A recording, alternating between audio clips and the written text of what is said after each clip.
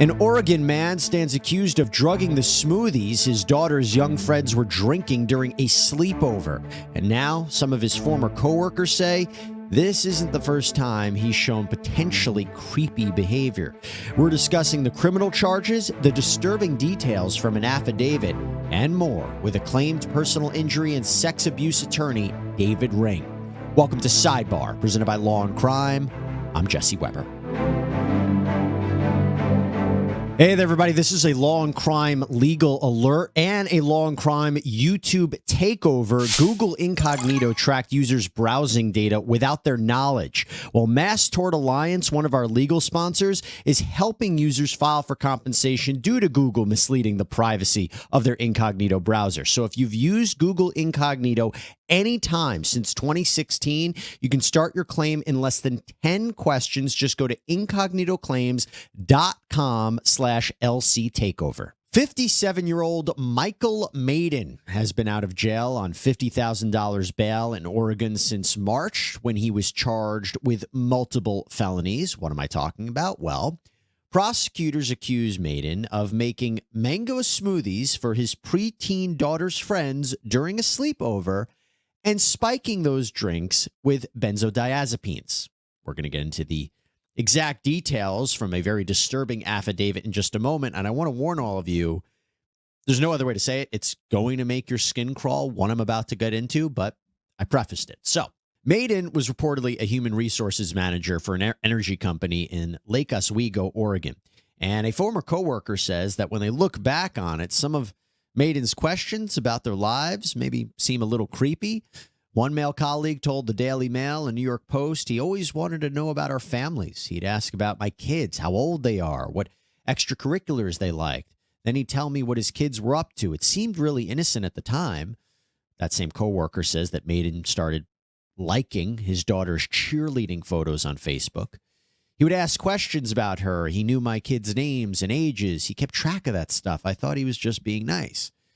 But after Meyden was arrested in March and the affidavit was made public, things took a very sinister turn. For that, let me bring on David Ring, acclaimed personal injury and sex abuse attorney. David, good to see you. Thanks for coming on.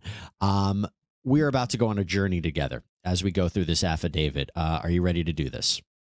I'm ready, Jesse.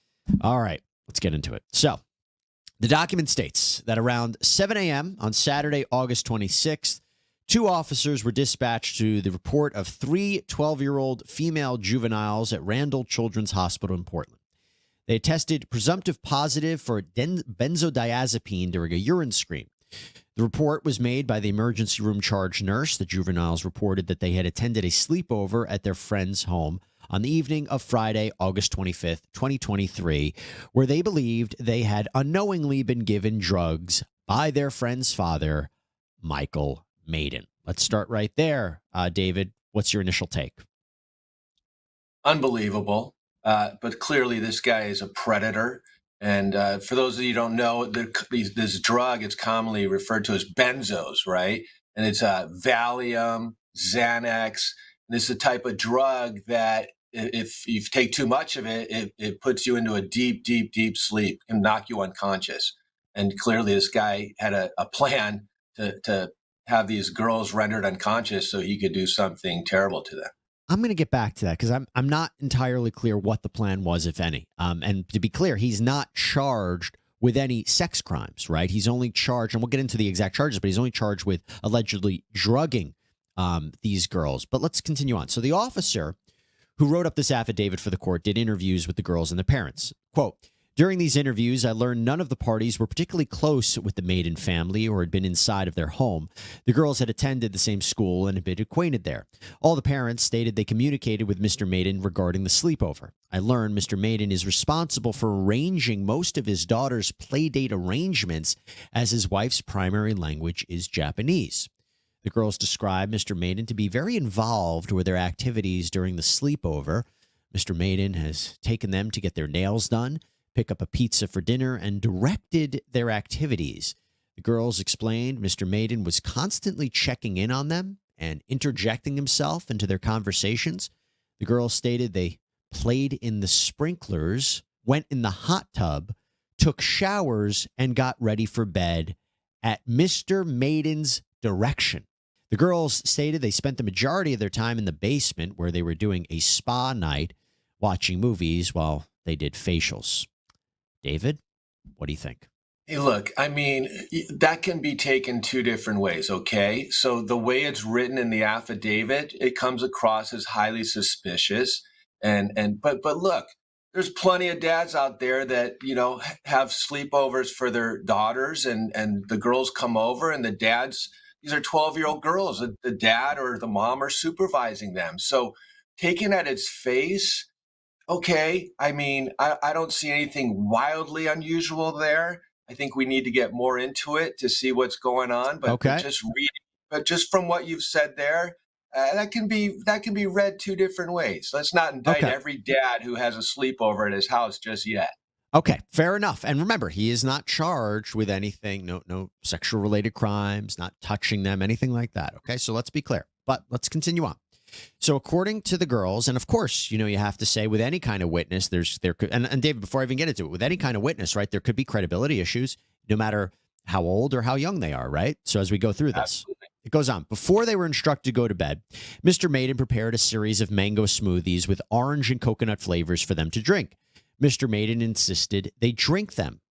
The girls were each served 2 smoothies in glass milkshake-style glasses. The smoothies were described as dull orange in color with tiny white chunks throughout and sprinkled on top. The smoothie's consistency was described as having a thinner liquid with bubbles in it. Mr. Meyden specifically gave each of the girls specific colored reusable straws to distinguish their own drink. Mr. Meyden was adamant that the girls drink out of their own cups. Now, the names, of course, are redacted here, but it says, quote, one victim reported she drank 2 entire cups of the orange-colored smoothie using a hot pink reusable straw. Another stated she drank 1 cup of the orange-colored smoothie using an orange reusable straw. And then the third stated she did not like smoothies and merely sipped out of a green or blue straw to be nice and barely drank any at all. The third victim stated Mr. Meyden encouraged her to try to drink and even made her a second smoothie and encouraged her to drink it, but she did not. She also said Mr. Meyden accused the third victim and another victim of switching straws between their first and second cup, and this upset him. The fourth girl recalled drinking a significant amount of the smoothie, but didn't know how much. That, to me, David, seems a little suspicious. We've now crossed the line, Jesse. Now things are getting strange and weird because now you have a dad who's injected himself, and it sounds to me by the reading of that he's basically pressuring these 12-year-old girls and forcing them to drink these smoothies. Now that's weird. That's creepy. Red flag alert, right? Yeah. Well, here's the thing. If you thought this was already concerning enough, a man paying really close attention to the girls, insisting they drink these smoothies, getting upset, if one of them didn't follow the rules, it actually gets worse because the 12-year-olds, they go to sleep around midnight. 2 girls on the pull-out couch in the basement, 2 in a bed in the back bedroom. One of the victims explained that she and another victim were laying the same direction and her arm was over that girl's body. And she stated at some point, Mr. Meyden came downstairs and she pretended to be asleep. She stated that he removed her arm from the other girl's body and then separated them by moving the other girl's body further towards the opposite side of the bed. And this concerned the victim so much that she rolled over and placed her arm on the other girl, and she remained awake in fear that Mr. Meyden was going to do something to her. She stated that Mr. Meyden went upstairs. She stated she remained awake, and sometime after, Mr. Meyden returned downstairs to check on them again. So the victim stated that the second time Mr. Meyden came downstairs, he returned to the pull-out couch. She stated he removed her hand again from the other girl. She said she saw Mr. Meyden in the dim light place his finger underneath her nose as if to see if she was soundly asleep. He then waved his hand in front of her face. She stated she pretended to be asleep, and shortly after, he walked toward the sliding glass door and went outside into the backyard. The victim said she was scared and began to text and call her parents repeatedly. Now, the officer in the affidavit says, I observed a series of text messages from the victim to her mother at 1:43 a.m. Mom, please pick me up and say I had a family emergency. I don't feel safe. I might not respond, but please come get me. She was crying and then used the crying emoji. Please, please pick up. Please, please. The victim called and texted several friends requesting a ride. David, what is going on? There is a lot to unpack there, Jesse. But look, I mean, the first thing that strikes me is this young girl. What a heroine! I mean, to have the courage to realize something is wrong and to text her parents and to make it crystal clear that she needed to get out of there and was persistent about it. There's not a lot of kids that would do that. You know, adults have great sway over young kids, especially, you know, if they're the parent of one of your friends. And most kids are just going to assume that they have good intentions, and they would just go along with it. So for this girl to realize how suspicious and creepy and wrong what this guy's actions were, good for her. And clearly, this predator, he had a plan. We'll get to it, I'm sure. But he had a plan. He's going down there twice to see if they're asleep or unconscious. Let's talk about that. Again, he hasn't been charged with touching the girls, any sex crimes. He's only been charged with drugging them. I mean, I say only charged. I mean, that's pretty serious set of felonies. But I don't understand what was going on here, what the motive would be to do this. What's your take? And again, it's pure speculation at this point because we just don't know. Well, I don't think it's pure speculation. I mean, I think I've been around enough cases that this guy had a plan, and his plan was to render these girls essentially unconscious and sexually assault one of them. That's what I think was going on. And thank God he didn't do that. He didn't get away with it. Therefore, no charges for sexual assault. And he went outside at one point and then came back in. It's such a weird situation. It's weird, but clearly he had some plan to take advantage of them in an unconscious state. And what could that possibly be? What's the plan? I mean, the only one that leaps to my mind is he's going to sexually assault one of the girls in some way. But you wouldn't be able to charge that without more, right? Without more, you wouldn't be able to prove that. Exactly, because he didn't get away with it. Thank God he didn't get away with it.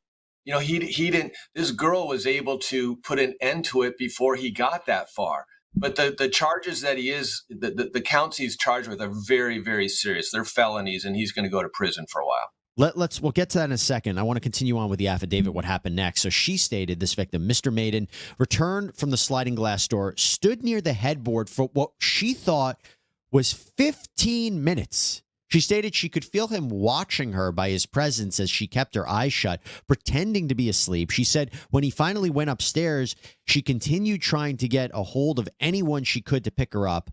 The girl did manage to get a hold of a family friend, explained what was happening, so the friend agreed to come get her. And get this, according to the affidavit, the preteen says that Meyden came down to the basement a third time. He went into the bathroom, and she said this bathroom had an adjoining door to the bedroom that the other two girls were in, and she was concerned for the other two girls in the bedroom. So the victim states when she received a text message that the family friend was outside, Mr. Meyden came out of the bathroom. The victim stated she immediately told him she had a family emergency and she was being picked up. She stated Mr. Meyden seemed drunk and explained he murmured and slurred his response. He did not prevent her from leaving.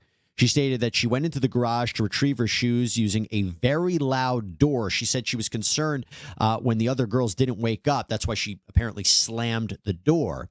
So when the 12-year-old got home, she woke up her parents. From the redaction, it's difficult to tell exactly what's going on, but they're trying to call the parents of the other girls, and at least two of the other parents were unable to be reached. So they headed to Meyden's house around 3 a.m., The affidavit says that a mother, appears to be a mother, knocked on the door, was met by Mr. Meyden. She explained to him she was there to take the girls home. He replied, "I don't understand." Mr. Meyden stated he would go check on the girls. The mother stood at the front door while Mr. Meyden went back into the house. And after a few minutes, he returned, stated the girls were asleep, insisted she come back in the morning.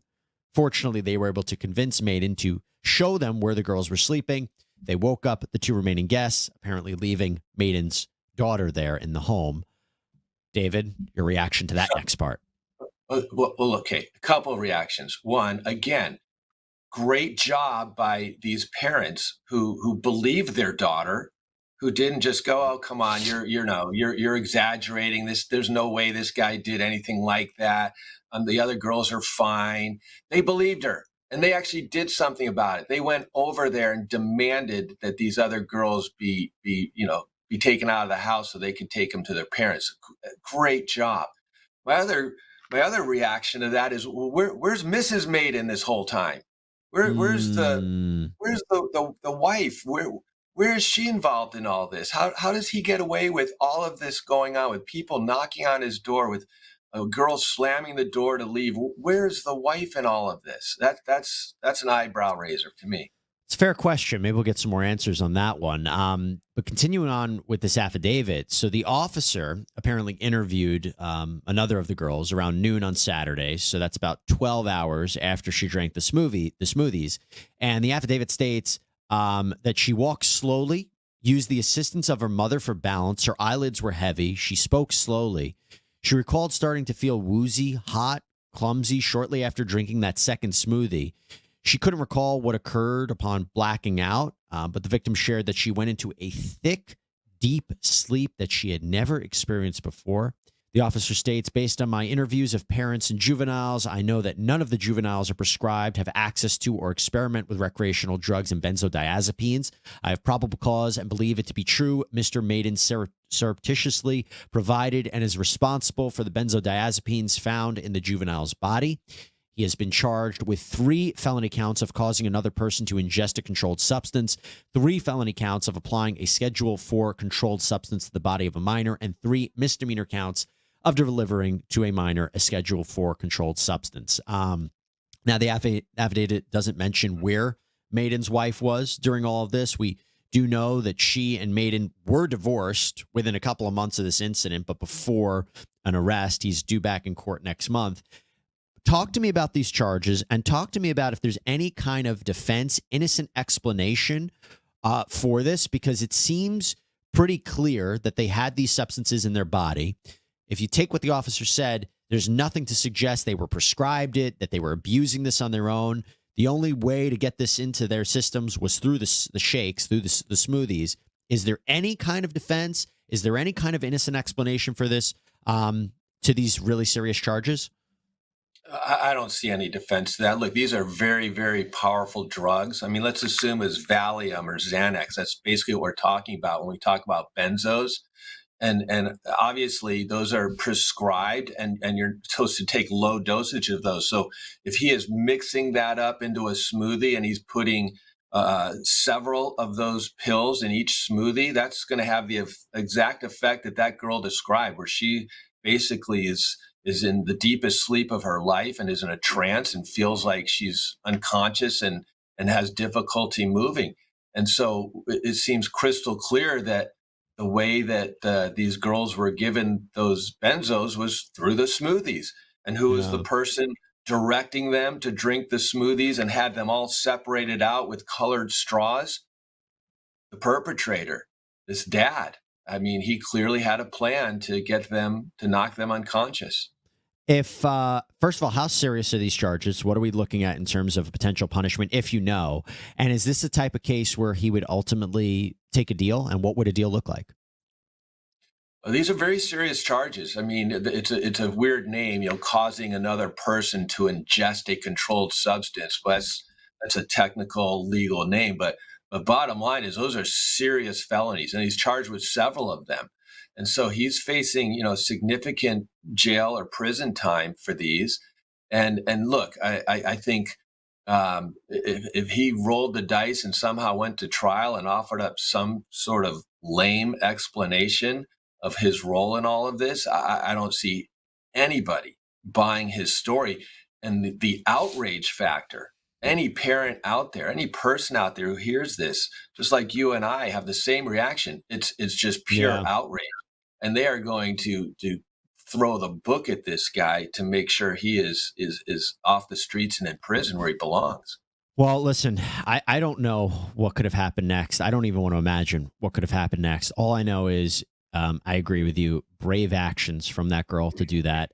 This is a horrifying case. It's even difficult for me to go through that affidavit, some of the more creepy details I've heard in quite some time. David Ring, thanks so much for coming on, giving your perspective. Really appreciate it. I wish it was a different kind of case we were talking about, but yeah, really appreciate your perspective nonetheless, sir. All right. Thank you, Jesse.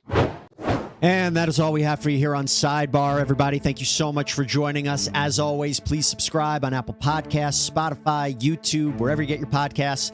I'm Jesse Weber. I'll speak to you next time.